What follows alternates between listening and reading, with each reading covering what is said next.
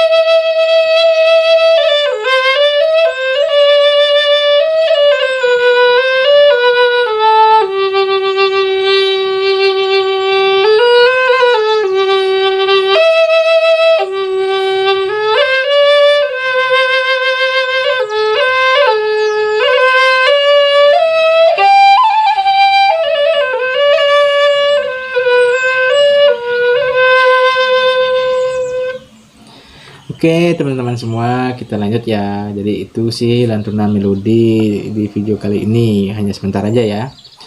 Nah, sini saya lanjut terkait dengan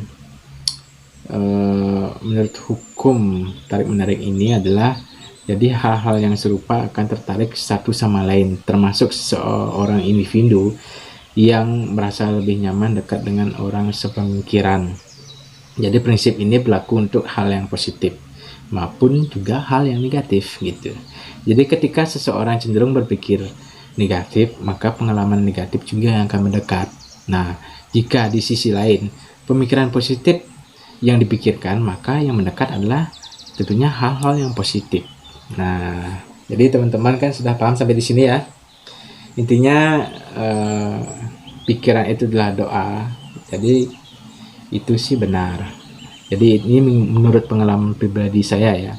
Jadi pribadi saya itu sering dulu nih ya, dulu sebelum saya mengetahui apa itu law of attraction, jadi saya tuh selalu ya ke arah negatif saja jadinya pikirannya.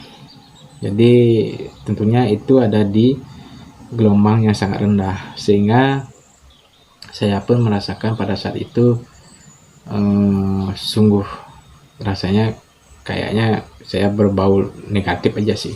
Jadi pikiran saya selalu negatif, sehingga hal-hal negatif pun yang masuk dalam kehidupan saya pada saat itu. Namun saya cerita sedikit ya. Namun ketika saya menemui apa itu the law of attraction, jadi di sana saya sudah merubah tatanan hidup saya, merubah pola pikir saya ke arah yang lebih baik, maupun yang saya pikirkan itu selalu hal-hal yang positif yang membuat diri saya senang gitu ya teman-teman semua. Di sini juga tentunya dalam kehidupan sehari-hari ini kita bisa terapkan. Nah, jadi tinggal bagaimana teman-teman itu mengisinya, apakah dengan hal yang positif atau yang negatif. Jadi sangat ditekankan pentingnya mengisi hal-hal yang positif agar nantinya apa yang kita pikirkan, jadi itu yang akan terjadi dalam kehidupan kita ya teman-teman semua. Jadi Hukum ini juga fokus pada ide bahwa ada banyak hal yang bisa dilakukan untuk memperbaiki diri dari sebelumnya gitu. Jadi meski ada yang salah dari masa lalu, jadi kita bisa benahi dengan hukum ketertarikan itu atau the law of attraction. Jadi hukum ini menyarankan untuk memusatkan energi pada bagian tubuh kita atau pikiran otak kita ya. Jadi bagaimana cara menyempurnakannya dengan momen yang tengah dijalani saat ini gitu ya teman-teman. Jadi menurut law of attraction, seseorang bisa menciptakan realitanya sendiri. Jadi kita bisa mengatur hidup kita dengan pikiran positif kita. Jadi fokus pikiran Anda, jadi itulah yang akan terbawa menjadi kenyataan. Hati-hati ya makanya dengan doa itu. Jadi sama anak-anak pun, seandainya kita punya anak yang bandal maupun dia tidak mau belajar, jadi kita jangan memakinya dia dengan kamu bodoh, kamu nih dikasih tahu bengkong sekali. Kalau bengkong bahasa Balinya apa namanya itu ya, kamu tuh ngeyel gitu ya bahasanya, istilahnya kamu tuh melawan gitu, jangan kamu melawan gitu ya. Jadi namanya anak-anak kan, jadi anak-anak tuh lebih cepat dia menangkap ketika dia menangkap kata-kata teman-teman atau orang tua yang mengatakan kamu tuh bodoh, kamu tuh bengkong, kamu itu ngeyel, kamu itu bandel gitu. Nah jadi dalam pikiran bawah sadar dia maupun sadarnya dia itu bahwa saya ini orang yang bodoh, saya ini orang yang ngeyel, saya ini orang yang bandel. Nah itu hati-hati ya, bahaya sekali untuk anak-anak itu, karena anak-anak itu lebih cepat menangkap kata-kata sehingga akan terbawa dalam pikirannya dia. Jadi nah lebih baik gini caranya, ketika menemukan anak kita misalkan atau ada yang bandel, jadi sampaikan seperti ini, hei kamu tuh pintar sekali ya, kamu itu sangat cerdas, kamu tuh luar biasa, kamu sangat rajin gitu. Nah jadi ya mungkin seperti itu ya, jadi akan diterima di alam bawah sadar anak kita otomatis, saya ini orang pintar, saya ini cerdas, saya ini nggak ngeyel gitu, jadi saya ini orang yang menurut lah gitu. Jadi tetap sih kita mengajarkan hal ini jadi kepada anak-anak kita maupun orang tua pun juga harusnya menerapkan hal ini. Nah seperti itu contohnya mungkin ya. Mungkin masih banyak lagi contoh-contoh dari the law of attraction ini, dari pemikiran ini adalah doa yang mana kita ucapkan, apa yang kita pikirkan itu akan menjadi doa dan akan menggentarkan gelombang yang akan masuk ke atas, dalam arti istilahnya kepada Tuhan kita, Ida Sang Widiwasa, Tuhan yang Maha Esa, sampailah di sana. Maka daripada itu kita setiap berdoa jangan sekali-sekali kita membatalkan doa kita. Kenapa seperti itu? Seringkali seperti ini ya. Misalkan kita berdoa kepada Tuhan yang Maha Esa atau Ida Sang Yang Widiwasa. Itu betara, ya Tuhan, saya mohon agar saya bisa sukses, agar saya bisa menafkahi keluarga saya 7 turunan sampai tidak habis-habis gitu. Nah ketika kita berdoa seperti itu, namun alam bawah sadar kita menolak dalam arti bisa nggak ya, yakin nggak bisa saya sukses, yakin nggak saya bisa menafkahi keluarga saya 7 turunannya. Nah jadi ada keraguan di dalam diri kita. Nah sehingga doa yang kalian ucapkan sebelumnya itu akan otomatis, ya saya sih bukan Tuhan ya, contohnya aja kalau teman-teman berhadapan dengan orang dan bicara dan ragu-ragu lah gitu, jadi orang itu percaya nggak kepada Anda teman-teman? Kalau Anda ragu-ragu untuk mengungkapkan sesuatu, pasti dia akan berpikir 2 kali untuk mempercayai kita. Begitu juga dengan doa-doa kita yang di atas. Percaya nggak Tuhan melihat menggebu-gebu meminta agar sukses, agar bisa menafkahi keluarganya 7 turunan, tapi dalam hati menolak, otomatis yang diterima pesan oleh Ida Sang Yang Widiwasa ataupun Tuhan Yang Maha Esa, ya kamu tidak akan menerima hal itu. Pak Yan Budi sok luwek kan, bukan begitu maksudnya ya. Jadi kalau yang terlihat ini kan ajaran, maksudnya ini kan ilmu ya, pelajaran lah bagi orang-orang sukses itu mungkin saja melaksanakan hal ini atau menjalani hal ini, namun dia tidak pernah berbicara tentang hal ini kepada kita gitu. Jarang ya, mungkin juga karena menyimpan ilmunya mungkin sendiri gitu, jadi mungkin belum bisa berbagi, ataupun memang sudah ada orang-orang kaya itu berbagi ilmu kepada kita sehingga kita tuh privasinya tinggi.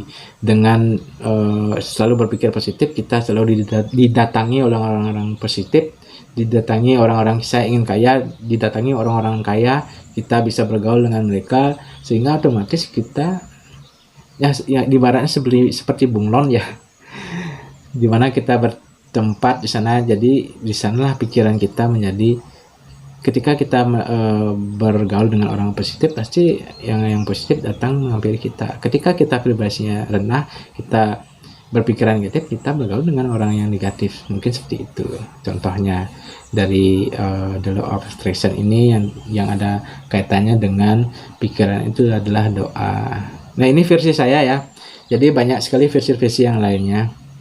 Saya sih tidak ingin panjang lebar lagi, namun ketika teman-teman ini suka dengan apa yang saya sampaikan saat ini, silakan tekan tombol like-nya, silakan di komen, silakan di subscribe bagi yang belum subscribe, dan tentunya silakan di share juga. Ini adalah pengalaman pribadi saya, tentunya baru 2 video ya, kali ini yang video kedua saya menyampaikan hal ini, dan saya pun masih belajar berucap kata gitu ya.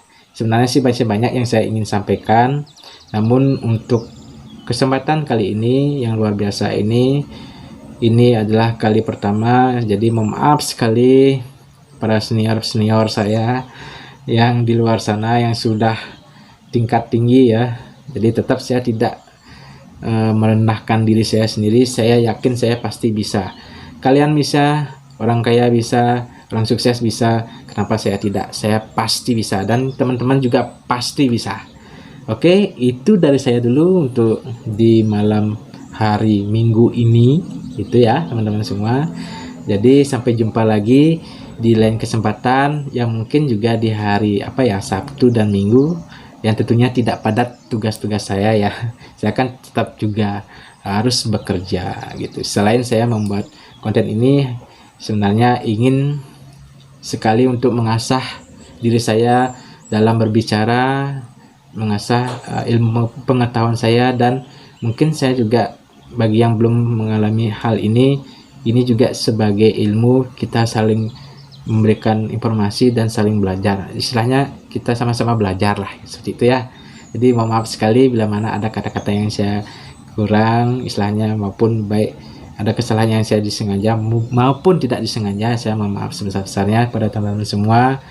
Tetap saya ucapkan terima kasih teman-teman semua, dan selalu ucapkan kepada diri kita terima kasih saya sendiri, maksudnya diri Anda sendiri. Siapa? Sebutkan nama, misalkan saya.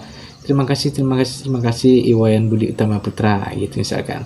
Dan tentunya tidak luput juga kita ucapkan terima kasih kepada Tuhan. Terima kasih Tuhan. Saya senang dan bersyukur, sangat bahagia sekali sudah menjadi orang sukses ataupun bla bla bla. Silakan Anda yang mengatur kata-katanya. Jadi itu adalah termasuk perkataan yang dari konten saya buat ini. Pikiran adalah doa, kata-kata adalah doa. Jadi kita selalu mendoakan diri kita maupun orang lain atau kerabat, istri, anak, keluarga kita, hal-hal yang positif. Jadi itu saja yang bisa saya sampaikan. Sekali lagi mohon maaf sebelumnya. Sampai jumpa di video selanjutnya. Bye bye.